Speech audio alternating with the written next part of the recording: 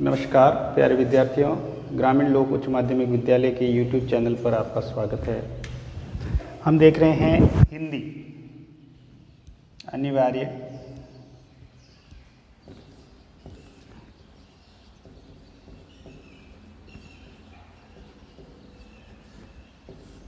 कक्षा 10th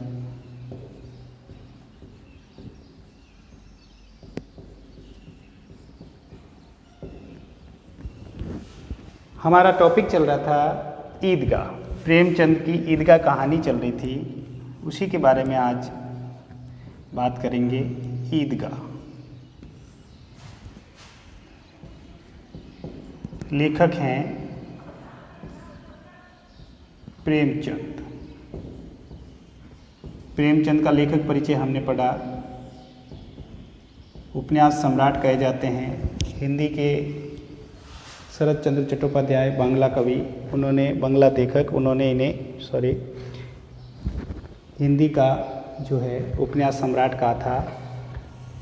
अब ईदगाह में क्या होता है कि हामिद जो है अब ईदगाह जाने की तैयारी कर रहा है। साथ में उसकी दादी अम्मा अमीना जो है वो काफ़ी परेशान हैं और वो अपने बच्चे को ईदगाह भेजने की तैयारी कर रही है, लेकिन आर्थिक स्थिति अच्छी नहीं है, उनके घर में पैसा नहीं है और हामिद के माता पिता भी स्वर्ग सिधार गए हैं। इसलिए हामिद जो है अपनी आर्थिक स्थिति से सामना करता हुआ, संघर्ष करता हुआ ईदगाह के लिए रवाना हो गया है। बच्चा है और बच्चों में उत्साह होता है, इसलिए बच्चे अमीरी गरीबी, धनवान और गरीब का भेद नहीं जानते। उन्हें तो अपनी मनपसंद की चीज़ चाहिए, वस्तु चाहिए और वो लेना चाहते हैं। बस कुछ ऐसी ही कहानी है। हम आगे पढ़ते हैं कि अब ईदगाह के लिए रवाना हो गए हैं। बीच में वो कॉलेज देखते हैं और कई उद्यान देखते हैं। उसी के अनुरूप हम आगे बढ़ जाते हैं और देखते हैं किस प्रकार जो हामिद है वो अब पहुंच गया है ईदगाह मेले में। और मेले में कई बच्चे बहुत सारे खिलौने ले रहे हैं और उन्हीं खिलौनों में हामिद भी अपना कुछ जो है खरीदना चाहता है। दुकानदार ने उसकी ओर देखा। देखिए, ये नहीं कि एक पैसे की रेवड़ियाँ ली तो चिड़ा चिड़ा कर खाने लगे। यहीं से छोड़ा था हमने। सब के सब खूब हंसेंगे कि हामिद ने चिमटा लिया है, हंसें मेरी बला से। उसने दुकानदार से पूछा, ये चिमटा कितने का है? अब देखिए, हामिद जो है एक चिमटे वाले की दुकान के पास जाता है और उससे मोल भाव करता है और पूछता है कि ये जो चिमटा है लोहे का, ये कितने रुपए का है? दुकानदार ने उसकी ओर देखा और कोई आदमी साथ न देकर कहा, तुम्हारे काम का नहीं है जी, बच्चों की काम की चीज़ नहीं है। ऐसा कहकर दुकानदार ने घुड़की दे दी कि नहीं, तुम्हारे काम का नहीं है। बिकाऊ है क्यों नहीं? बिकाऊ क्यों नहीं है और क्यों लादे लाए हैं, क्यों लाद लाए हैं यहाँ? तो बताते क्यों नहीं कि पैसे का है। कि पैसे का है? कितने पैसे का है? 6 पैसे लगेंगे, अंडरलाइन कीजिए, 6 पैसे। दुकानदार ने चिमटे का मूल्य जो है, चिमटे का मूल्य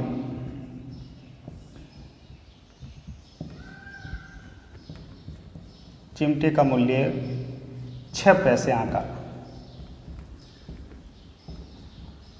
6 पैसे, 6 पैसे का है।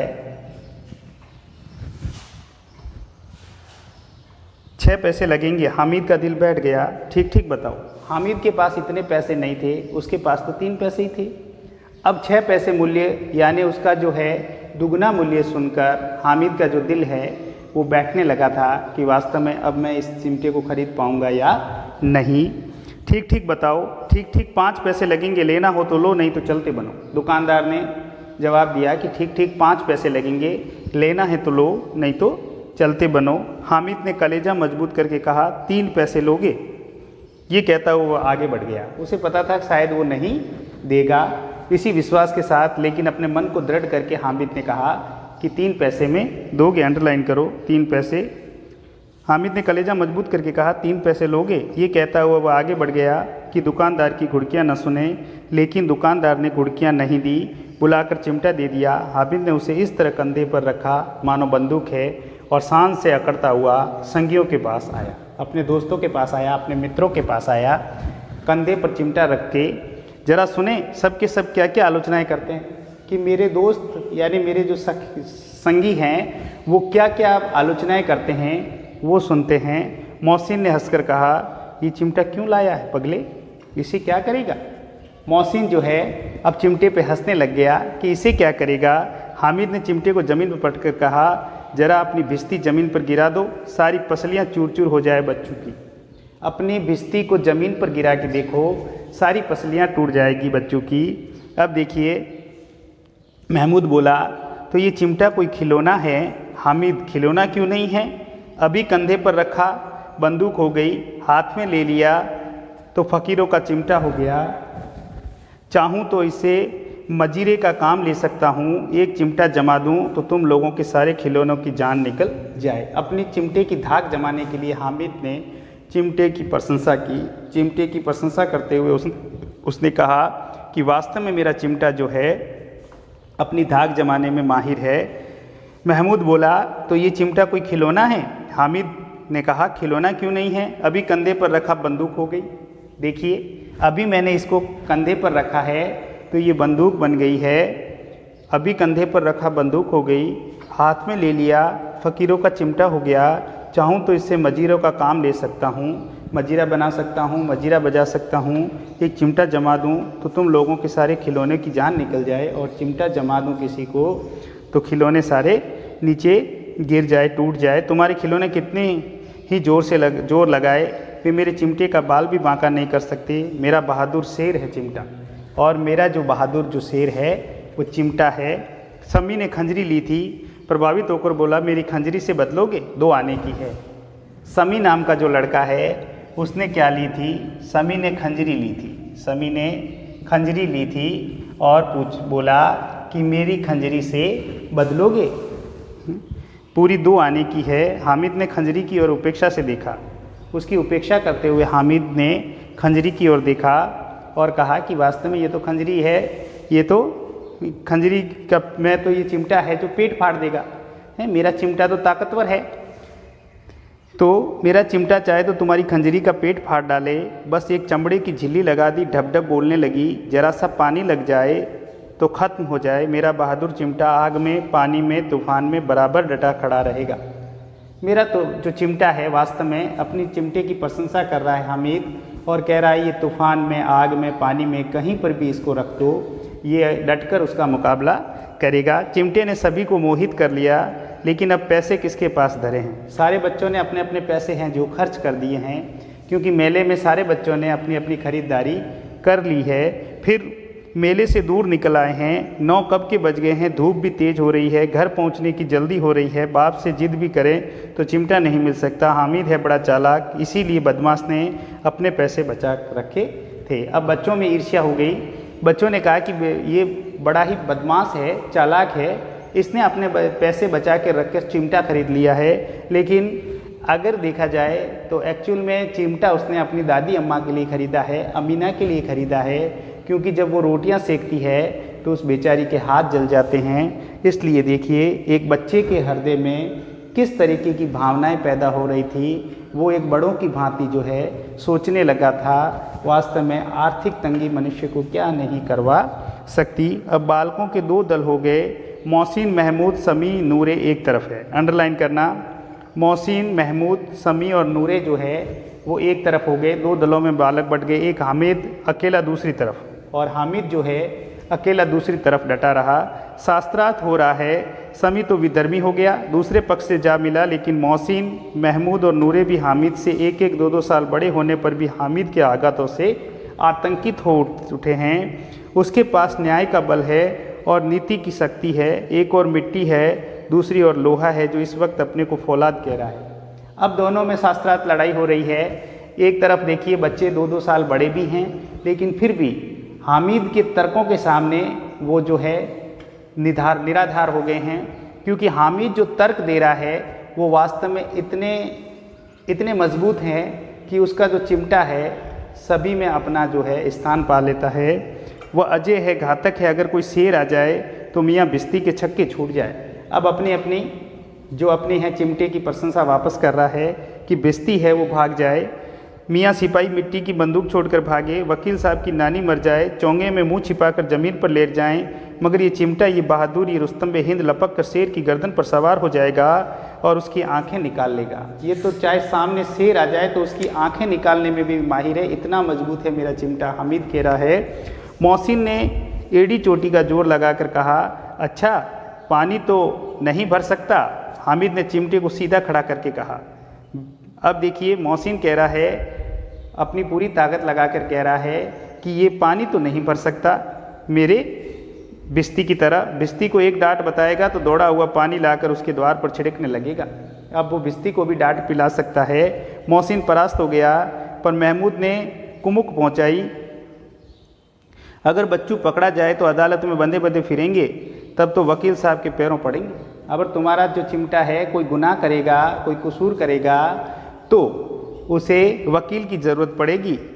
ठीक है। हामिद इस प्रबल तर्क का जवाब न दे सका। उसने पूछा, हमें पकड़ने कौन आएगा? नूरे ने अकड़ कर कहा, सिपाही बंदूक वाला। नूरे के पास सिपाही था। ठीक है। तो नहीं, नूरे के पास सिपाही नहीं था। नूरे ने सिपाही का पक्ष लिया कि वास्तव में ये सिपाही बंदूक वाला आएगा। हामिद ने मुंह चिढ़ाकर कहा, ये बेचारे हम बहादुर रुस्तम हिंद को पकड़ेंगे? अच्छा लाओ अभी ज़रा कुश्ती हो जाए, इसकी सूरत देखकर दूर से भागेंगे, पकड़ेंगे क्या बेचारे? मोहसिन को एक नहीं चोट सूझ गई।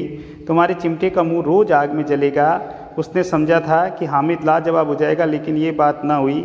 हामिद ने तुरंत जवाब दिया, आग में बहादुर कूदते हैं जनाब। तुम्हारे ये वकील सिपाही बिस्ती लौंडियों की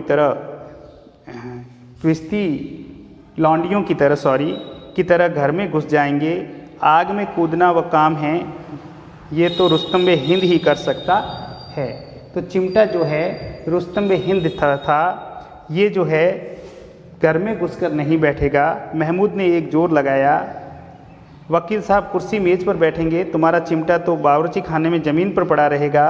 इस तर्क ने समी और नूरे को सभी सजीव कर दिया। कितने ठिकाने की बात कही है पट्टे ने, चिमटा बावर्ची खाने में पड़े रहने के सिवा और क्या कर सकता है? और वास्तव में जो चिमटा है बावर्चियों के काम की चीज़ है, ये तो बावर्चियों के पास रहेगा और क्या कर सकता है? ये समी और नूरे जो है, हामिद को कोई फड़कता हुआ जवाब न सूझा तो उसने धांधली शुरू की, मेरा चिमटा बावर्ची खाने में नहीं रहेगा। वकील साहब कुर्सी पर बैठेंगे तो जाकर उन्हें ज़मीन पर पटक देगा और उनका कानून उनके पेट में डाल देगा। अपने चिमटे के तारीफ़ों के पुल बांध रहा है हामिद। बात कुछ बनी नहीं, खासी गाली गलौज थी। कानून को पेट में डालने वाली बात छा गई, ऐसी छा गई कि तीनों सूरमा मुंह ताकते रह गए, मानो कोई धेलचा कनकोआ किसी गड्ढे वाले कनकोए को काट गया हो। कानून मुंह से बाहर निकालने वाली चीज़ है, उसको पेट के अंदर डाल दिया जाना बेतुकी सी बात होने पर भी कुछ नयापन रखती है। हामिद ने मैदान मार दिया, उसका चिमटा रुस्तम बे हिंद है। अंडरलाइन करो। अब उसने मोहसिन, महमूद, नूरे, समी, किसी को भी आपत्ति नहीं हो सकती। विजेता को हराने वालों से जो सत्कार मिलना स्वाभाविक है वह हामिद को भी मिला। और औरों ने 3-3, 4-4 आने पैसे खर्च किए पर कोई काम की चीज़ न ले सके। हामिद ने 3 पैसे में रंग जमा लिया। अंडरलाइन कीजिए, हामिद ने एक वास्तव में ऐसी वस्तु खरीद ली और उन सब में अपनी धाक जमा दी कि मेरे पास जो चिमटा है वो सब पर जो है भारी पड़ेगा। सच ही तो है, खिलौनों का क्या भरोसा, टूट फूट जाएंगे। हामिद का चिमटा तो बना रहेगा बरसों। संधि की शर्तें तय होने लगी। मोहसिन ने कहा, जरा अपना चिमटा तो दो, हम भी देखें, तुम हमारा बिस्ती लेकर देखो। महमूद और नूरे ने भी अपने अपने खिलौने पेश किए। अब आदान प्रदान हो रहा है, खिलौना देखने की बात हो रही है। बच्चों में वास्तव में उत्सुकता होती है, उत्साह होता है कि वो एक दूसरे के खिलौने देख रहे हैं। हामिद को इन शर्तों के मानने में कोई आपत्ति न थी। चिमटा बारी बारी से सबके हाथ में गया और उनके खिलौने बारी बारी से हामिद के हाथ में आए। वास्तव में कितने खूबसूरत खिलौने हैं। हामिद ने हारने वालों के आंसू पोंछे। मैं तुम्हें चिढ़ा रहा था सच, ये चिमटा भला इन खिलौनों की क्या बराबरी करेगा, मालूम होता है। अब बोले। लेकिन मोहसिन की पार्टी को इस दिलासे से संतोष नहीं हुआ। चिमटे का सिक्का खूब बैठ गया। चिपका हुआ टिकट अब पानी से नहीं छूट रहा है। मोहसिन, लेकिन इन खिलौनों के लिए कोई हमें दुआ तो न देगा? महमूद, दुआ को लिए फिरते हो, उल्टे मार न पड़े। अम्मा ज़रूर कहेगी कि में ये मिट्टी के खिलौने तुम्हें मिले। हामिद को स्वीकार करना पड़ा कि खिलौनों को देखकर किसी की माँ इतनी खुश न होगी जितनी दादी चिमटे को देखकर होगी। वास्तव में उसने दादी के लिए, दादी जो है जब रोटियां बनाती थी तो उसके हाथ न जले, दिमाग में और हृदय में वो बात सोचकर हामिद ने अपने पेट पे ताला लगाकर ये सारी चीज़ें ली थी। 3 पैसों में तो उसे सब कुछ करना था और उन पैसों के इस उपयोग पर पछतावे की बिल्कुल ज़रूरत न थी। फिर अब तो चिमटा रुस्तम हिंद है और सभी खिलौनों का बादशाह है। रास्ते में महमूद को भूख लगी, उसके बाप ने केले खाने को दिए। महमूद ने केवल हामिद को सांझी बनाया, उसके अन्य मित्र मुंह ताकते रह गए। यह उस चिमटे का प्रसाद था। वास्तव में चिमटा जो था कितना जो है रंग जमा चुका था। अब केले खाने को मिल रहे हैं हामिद को, इसलिए तो देखिए रेवड़ी भी नहीं मिली थी उसे। 11 बजे गांव में हलचल मच गई। मेले वाले आ गए। मोहसिन की छोटी बहन ने दौड़कर बिस्ती उसके हाथ से छीन लिया और मारे खुशी के जो उछली तो मियाँ बिस्ती नीचे आ रहे और सुरलोक सितारे बिस्ती जो है टूट फूट गए। इस पर भाई बहन में मारपीट हुई। दोनों खूब रोए। उनकी अम्मा ये शोर सुनकर बिगड़ी और दोनों को ऊपर से 2-2 चांटे और लगाए। मियाँ नूरे ने वकील का अंत उनके प्रतिष्ठा अनुकूल उसकी ज़्यादा गौरवमय हुआ। वकील ज़मीन पर या ताक पर तो नहीं बैठ सकता, उसकी मर्यादा का विचार तो रखना ही होगा। दीवार में 2 खूंटियाँ गाड़ी गई, उन पर लकड़ी का एक पटरा रखा गया। पटरे पर कागज़ का कालीन बिछाया गया। वकील साहब राजा भोज की भांति सिंहासन पर बिराजे। नूरे ने उन्हें पंखा झलना शुरू किया। अदालतों में खस की टटियाँ और बिजली के पंखे रहते हैं, क्या यहाँ मामूली पंखा भी ना हो? अब वकील साहब बैठेंगे कैसे?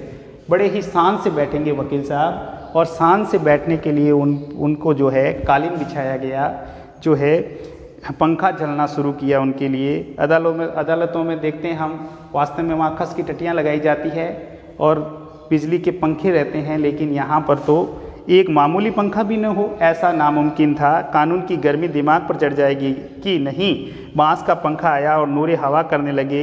मालूम नहीं पंखे की हवा से या पंखे की चोट से वकील साहब स्वर्गलोक से मृत्यु लोक में आ रहे, और वो भी ऊपर से नीचे गिर गए और झटका सा लगा थोड़ा सा। उनका माटी का चोला माटी में मिल गया। फिर बड़े ज़ोर शोर से मातम हुआ और वकील साहब की अस्थि घूरे पर डाल दी गई। अब रहा महमूद का सिपाही।